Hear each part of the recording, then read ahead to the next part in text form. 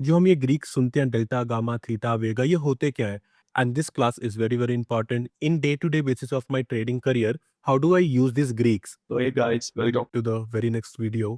और first video में हमने इंट्रोडक्शन टू ऑप्शंस तो सीख लिया, but now will be talking more about Greeks and moneyness of an option. Greeks warrior वाले नहीं, आपके जो ऑप्शंस कॉन्ट्रैक्ट हैं वो कैसे बिहेव करते हैं and what are those mathematical measures, आज हम उसके बारे में जानेंगे. And this class is very very important. यहाँ पे आपको सेंसिटिविटी ऑफ अ कॉन्ट्रैक्ट पता लगेगा, टाइम वैल्यू पता लगेगा. जो हम ये ग्रीक सुनते हैं डेल्टा, गामा, थीटा, वेगा, ये होते क्या है and how does this as a option trader is important for you to learn to understand. बहुत ईजी वे में सीखेंगे. Need not to know the mathematical operations of it कि ये डराइव कैसे हुए, ये प्रेजेंट वैल्यू पास्ट वैल्यू से कैसे एक फ्यूचर वैल्यू निकलती है. नहीं, will be understanding the importance and in day to day basis of my trading career, how do I use these Greeks. और ये मनीनेस ऑफ एन ऑप्शन होता क्या है, इंट्रिंसिक वैल्यू क्या होती है, टाइम वैल्यू क्या होती है. So why not, let's start this session and I want you to make notes. और आजो फिर प्रेजेंटेशन में आपको सिखाते हैं. Yes, so in this particular class will be learning about greeks. और इवेंचुअली हमारे पास चार ग्रीक्स होते हैं. पहला ग्रीक होता है डेल्टा, दूसरा होता है गामा, फिर होता है थीटा, फिर होता है वेगा. अगर आपको इजी वे में समझाऊं तो डेल्टा का D stands for direction, theta का टी स्टैंड्स फॉर टाइम, वेगा का वी स्टैंड्स फॉर वोलेटिलिटी, और ये जो गामा है ये हमारे हो गए पहलवान भाई साहब, which always acts as a acceleration.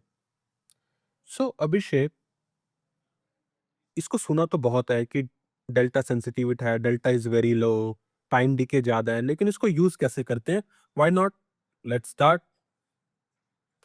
So delta का मतलब होता क्या है? Delta tells you more about the price replication. Price replication मतलब let's say milk is trading at 80 rupees, milk का रेट 80 रुपए से हो गया 90 रुपए, कितने रुपए का इंक्रीमेंट आया? 10 रुपए का इंक्रीमेंट आया, इंक्रीमेंट. तो जो उसका डेरिवेटिव है, जो पनीर, कर्ड और घी है, उनके रेट्स में कितने परसेंट का इंक्रीमेंट आएगा, कितने पॉइंट्स का इंक्रीमेंट आएगा, वो कौन बताएगा? इन शॉर्ट जो डेल्टा है वो आपका प्राइस रेप्लिकेंट बताता है कि आपके एसेट के कंपैरिजन में जो आपका डेरिवेटिव है उसने कितने पॉइंट्स रेप्लिकेट किए हैं, वो डेल्टा बताता है. Example, this particular laptop is my body and I'm the shadow. If laptop will move 10 points up or 10 points down, what point of movement I will give as a particular options contract. अब let's say जो delta होते हैं वो decimals में होते हैं, 0.8, 0.5, 1, 0.3. सो अभिषेक, ये कैसे काम करता है? लेट्स से एसेट है आपका और ये आपका डेरिवेटिव है. आपके डेरिवेटिव का जो डेल्टा है दैट इज 0.5. 0.5 का मतलब it will replicate 50% of the movement. अगर इसी भाई का डेल्टा है 0.3, it will replicate 30% of the movement. अगर डेल्टा है 1, it will replicate 100% of the movement. हमने फ्यूचर सीखा था. फ्यूचर्स में हम 1-to-1 रिलेशन यूज करते थे. क्यों? बिकॉज फ्यूचर कॉन्ट्रैक्ट का डेल्टा क्या होता है? 1 होता है. और जिस भी कॉन्ट्रैक्ट का डेल्टा हुआ 1, it will replicate 100% of the movement. तभी तो अगर निफ्टी 100 पॉइंट्स ऊपर जाती थी तो हम निफ्टी फ्यूचर में भी 50 पॉइंट्स का राइज एक्सपेक्ट करते थे. सेम अगर बैंक निफ्टी 300 पॉइंट्स डाउन गया तो बैंक निफ्टी फ्यूचर में भी 300 पॉइंट्स का स्टॉप लॉस. वैसे ही अगर आपने एक एसेट के कंपैरिजन में एक ऑप्शंस कॉन्ट्रैक्ट को बाई किया, it can be CE, it can be PE. अगर उसका डेल्टा 0.5 है, it will just replicate 50% of the movement. अगर 2 है तो it will replicate 20% of the movement. Example आजो प्रेजेंटेशन में आपको सिखाता हूँ. Okay, so this is my stock price movement and assume करते कि डेल्टा 0.5 है. So if my stock movement is let's say $7, so it should replicate 50% of the movement. So the value of the option contract will fluctuate by $3.50. और वही अगर delta है, अगर stock ने move दिया लेट्स से -$9 का, तो जिसका डेल्टा 0.5 है, इट विल फ्लक्चुएट 4.50. सो ये जो डेल्टा होता है ना, ये आपके ऑप्शंस का रिएक्शन टाइम भी होता है. हाई डेल्टा का मतलब it fluctuates more, low delta का मतलब it fluctuates very very small. So Abhishek, अब ये डेल्टा दिखता कहाँ पे और ये कैसे पता लगता है? सो लेट्स से ये आपका ब्रोकर टर्मिनल है. आप एक कॉन्ट्रैक्ट पे जाएंगे, ठीक है, और ये हो गया लेट्स से आपका option chain. Option chain is one of the representation of all the information कि कौन सा स्ट्राइक प्राइस आपके लिए अवेलेबल है ट्रेड करने के लिए, उस पर्टिकुलर स्ट्राइक प्राइस की क्या वैल्यू है। एग्जाम्पल, ये लेफ्ट हैंड साइड हो गया मेरा call contract, right hand side ये हो गया मेरा put contract, and these are the strike prices. Strike price का मतलब the contracts available for me to trade and bet. Now ये जो पर्टिकुलर कॉन्ट्रैक्ट्स हैं ये इनकी वैल्यू है, ये इनकी क्या है, ये इनकी वैल्यू है। वैसे ही राइट हैंड साइड ये जो कॉन्ट्रैक्ट्स हैं ये क्या है, ये इनकी वैल्यू है। Every strike price will have a different value और उसी वैल्यू पे हम बेट लगाते हैं। इट विल गो हायर और it will go lower. Now can you say this is your current market price? Yes Abhishek, I can say this is my current market price. तो जो एक स्ट्राइक प्राइजेस होते हैं ना, इनको हम 3 पार्ट्स में ब्रेक करते हैं, जिसको हम मनीलेस ऑफ ऑप्शंस भी बोलते हैं। ATM, ITM, OTM, eight the money, in the money, out the money. And if this is my current market price, the strike price which are very near to my current market price is always called at the money. इसको क्या बोलते हैं? At the money. And the prices which are already been traded are called in the money. Example, call में you expect market to go higher, so the lower values are called in the money. And put में you expect market to go lower, so market ऊपर से नीचे आई होती है, where you expect more fall, so the higher values in put is called in the money. Or again, call may you expect market to go higher, the future strike prices. So the future strike prices which are not yet traded, which are yet to be traded, are called out the money. Or put may you expect lower prices, right? So this is called out the money. So call and put की कहानी अब, nearest strike price, okay, which is closest to current market price is called at the money for call and put same. At call side, lower values than at the money. The lower strike price in comparison to at the money is called in the money, and higher values in comparison to at the money is called out the money in call. और put में lower values हो जाती हैं आपकी out the money, higher values हो जाती हैं आपकी in the money. सो ये चीजें आपको क्लियर हो गई। और अगर आप एक ऑप्शन बायर हो तो आप हमेशा इन द मनी चूज करते हो या एट द मनी चूज करते हो। वाई? बिकॉज इनका डेल्टा 0.5 से 0.8 होता है। It means high sensitivity. And if you are doing option buying, you need high sensitivity, right? High sensitivity का मतलब, लेट्स से निफ्टी 50 इज ट्रेडिंग एट 25,000 और आपने 25,000 का कॉल खरीदा है और उसका रेट चल रहा है लेट्स से 100 रुपीज। सो कल को अगर 25,000 से मार्केट चली जाती है 25,500 रुपीज पे, तो आपकी कॉल की value will appreciate because market ऊपर गया है। And when market goes higher the value of call will go higher, the particular strike price value should go higher. So अगर वो 100 पे चल रहा है और जिसका डेल्टा 0.8 है, इट विल रेप्लिकेट 80%। अगर डेल्टा 0.5 होता तो इट विल रेप्लिकेट 50%। तो ये रही आपकी कहानी। सो अभिषेक, डेल्टा तो क्लियर हो गया मेरे को, लेकिन ये डेल्टा दिखता कहाँ पे है? बस यहाँ पे क्लिक करोगे आपको डेल्टा पता लग जाएगा। सो ये हो गए आपके डेल्टा, और इसी के अकॉर्डिंगली आप स्टॉप लॉस से टारगेट डिसाइड करते हो अपने पर्टिकुलर स्ट्राइक प्राइस में। कल को लेट से निफ्टी चला गया 100 पॉइंट्स अप, लेकिन आपने जो कॉन्ट्रैक्ट बाई किया है वो बस 20% अप गया है। वो क्यों अप गया है? बिकॉज उसका डेल्टा ही 0.2 होगा। सेम, अगर आपने किसी चीज को सेल किया है और उसका डेल्टा 0.8 है और मार्केट बस 2 पॉइंट्स अप गया लेकिन आपका स्टॉप लॉस हिट हो गया, इसका मतलब उसका 80% का delta, higher sensitivity. So delta will always help you with sensitivity, price replication. It will help you to understand relation between your asset to derivative movement. Future में तो इजी था, जितने पॉइंट का स्टॉप लॉस एसेट में लगा रहे हो उतने पॉइंट का स्टॉप लॉस फ्यूचर में भी लगा दो। लेकिन ऑप्शंस ऐसे काम नहीं करते ना। ऑप्शंस को ट्रेड करने के लिए आपके पास चॉइसेस हैं, उन चॉइसेस के स्ट्राइक प्राइस है, उन स्ट्राइक प्राइस की एक वैल्यू है जिस वैल्यू को हम ट्रेड करते हैं। और हर स्ट्राइक प्राइस का एक अलग डेल्टा होता है, और डेल्टा डेसिमल्स में होता है। जितना उसका डेसिमल होगा उतना ही वो प्राइस रेप्लिकेट करेगा इन पॉजिटिव साइड और negative side in comparison to asset. Okay, और कल को अगर मार्केट आके फेवर में जाता है तो at the money in the money हो जाएगा, it will replicate more number of points. So delta is clear. Why not we jump to the another greek. और ये जो अनदर ग्रीक है भाई साहब, इनको बोलते हैं गामा। गामा पहलवान, the accelerator. Okay, Gamma will always help you to understand how fast the delta can change. Okay, it's the acceleration of your option.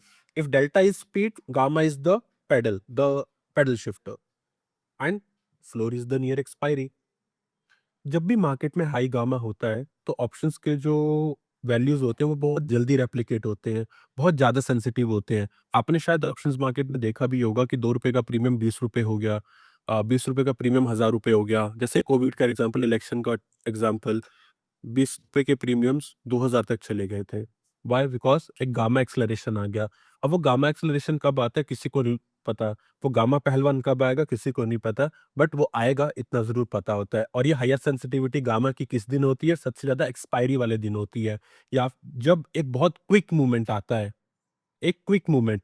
तो gamma is always good for option buyer, but it is very, very dangerous for option seller. अगर आप एक buyer हो, if the value of a contract is 100 rupees, so your loss is just 100 rupees.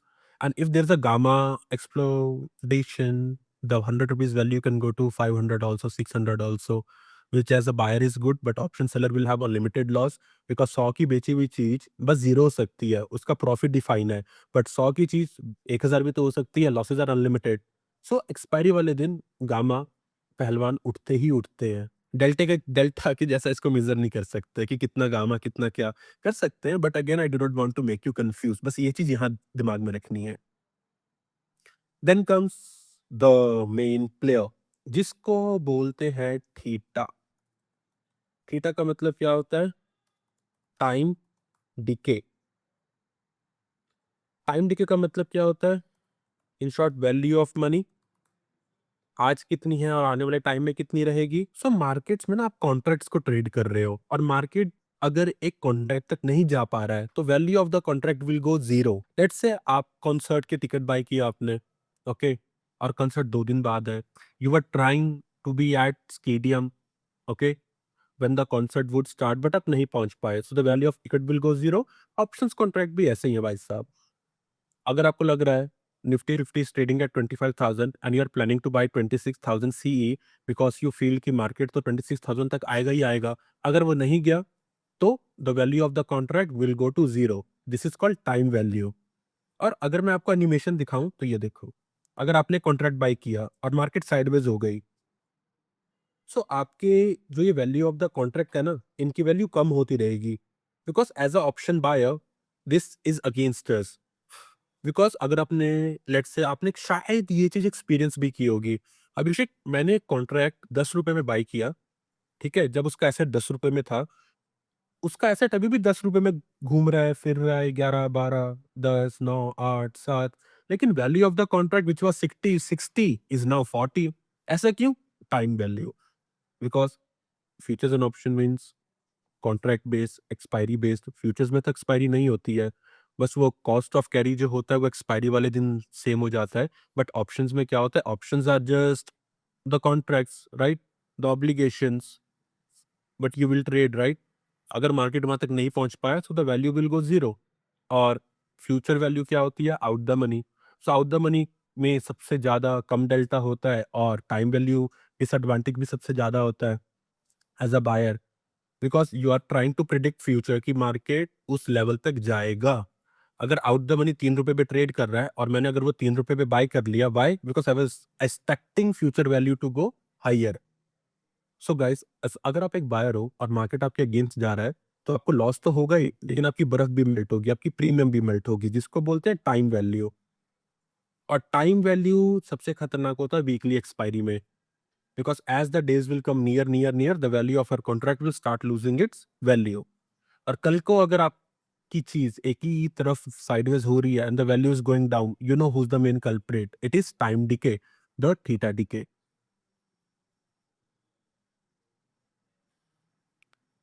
Okay, then comes the thing called Vega, the mood swing, the volatility, the drama. When markets get crazy, Vega makes options more expensive, more drama, higher prices. वेगा एक तरीके का आपका fear index बोल सकते हो, आप एक pricing index बोल सकते हो। मार्केट में अगर फियरनेस है तो value of contracts will be higher, अगर ग्रीडी है तो value of contracts will be near. Even हम वेगा को मेजर करते हैं इंडियन विक्स से भी, जो कि वोलेटिलिटी इंडेक्स होता है, 30 डेज की वोलेटिलिटी को मेजर करता है। if VIX is going higher, value of contracts will be expensive. If VIX is very lower, the value of contract will be cheaper. ठीक है, सो ये प्राइसिंग डिसाइड करता है आपका वेगा। और अगर आपको कभी भी जानना है कि इंडियन विक्स क्या होता है, बस आपको सर्च करना है इंडियन विक्स, आपको इंडियन विक्स मिल जाएगा। If Indian VIX is above 25 to 28, market is in a fearful range, it means value of contracts will be expensive. ये समझो एट द मनी जो 200-300 पे चलता था वो 800-600 पे चलने लगेगा, बिकॉज फियरनेस है। और अगर इंडियन विक्स मान लो नीचे है, ओके, 13 के नीचे है, 12 के नीचे है, 9 के नीचे है, इट मीन्स मार्केट में लोग बहुत ग्रीडी है। जो एट द मनी 200 रुपए का, 300 रुपए का चलता था, वो अभी 100 या 50 रुपए का चल रहा है। ये हो गया आपके इंडियन विक्स की कहानी। और vega, volatility, mood swings, roller coaster ride. So ये चीज भी आपको क्लियर हो गए। ये क्योस और मार्केट कब काम रहने वाला है, ये वोलेटिलिटी से पता लगता है। अब हम इंपॉर्टेंट कॉन्सेप्ट में आते हैं जिसको बोलते हैं ओपन इंटरेस्ट। ये ओपन इंटरेस्ट क्या होता है? Total number of outstanding running contracts in the market. जैसे मार्केट में वॉल्यूम होता है ना, volume volume volume. Options and futures में सबसे अच्छी बात क्या है? इसमें होता है ओपन इंटरेस्ट। इससे हमें यह पता लगता है कि बड़े प्लेयर्स की पोजीशन किस पर्टिकुलर कॉन्ट्रैक्ट में ओपन है। और बड़े प्लेयर्स कौन होते हैं? Option sellers. तो हमें रेजिस्टेंस एंड सपोर्ट भी पता लग जाता है, right? So open interest equals to total number of contract still open. High OI का मतलब बहुत सारे प्लेयर्स, कम ओआई का मतलब कम प्लेयर्स। अब अभिषेक, ये ओआई बिल्डअप क्या होता है? ओआई बिल्डअप का मतलब कि majority of the players are building their positions. Let's say market is going higher and OI is increasing, इसका मतलब लोग बाइंग कर रहे होंगे, राइट? So we expect a good positive trend. अगर मार्केट नीचे गिर रहा है और ओआई बिल्डअप हो रहा है, इसका मतलब गाइस सेल ज्यादा कर रहे होंगे, तभी मार्केट नीचे गिर रहा है। So if market is going higher, OI is getting built up, market has a strong signal to go higher. If market is falling, OI is going higher, market has higher signal to go down. अब next question है अभिषेक, अगर vice versa हो तो market ऊपर जा रहा है लेकिन ओआई कम हो रहा है, इसको बोलते हैं अनवाइंडिंग। अगर मार्केट नीचे गिर रहा है और ओआई भी नेगेटिव हो रहा है, अनवाइंडिंग, कि लोग अपना पैसा निकाल रहे हैं because they are not such confident to a particular trend. Example OI buildup का लेते हैं। एक बैटलफील्ड है और ओवाई इंक्रीज हो रहा है, मतलब ज्यादा ट्रूप्स, ज्यादा सोल्जर्स। अगर ओवाई कम है तो कम ट्रूप्स, कम सोल्जर्स। और जो भी सोल्जर्स होंगे उनको वापस बुला रहे हैं, चलो भाई वापस वापस वापस। और जो हम ओआई अनवाइंडिंग की बातचीत कर रहे थे, वो रहा इसका example. If market is going higher and OI is coming down, this is called short covering. Okay, if market is going down and OI is also coming down, it means long unwinding. ये चीज तो हमें buildup और unwinding भी clear हो गया, right? So now Abhishek, the Greeks, the options DNA is clear. Delta मतलब speed, gamma मतलब acceleration, theta मतलब time delay, vega मतलब volatility. ठीक है, ओपन इंटरेस्ट का मतलब who's still in the game, total number of running contracts in the market, OI build-up का मतलब new positions, OI unwinding का मतलब closing positions, right? ट्रेंड खत्म होने वाला होगा, ठीक है? तो आपको ये डिक्स पता होने चाहिए और आप ये सारे ग्रीक्स यहाँ से देख सकते हो। ये आपका ऑप्शन चेन है, ठीक है? अब आपको एट द मनी और इन द मनी भी क्लियर है कि क्लोजेस्ट स्ट्राइक प्राइजेस, राइट?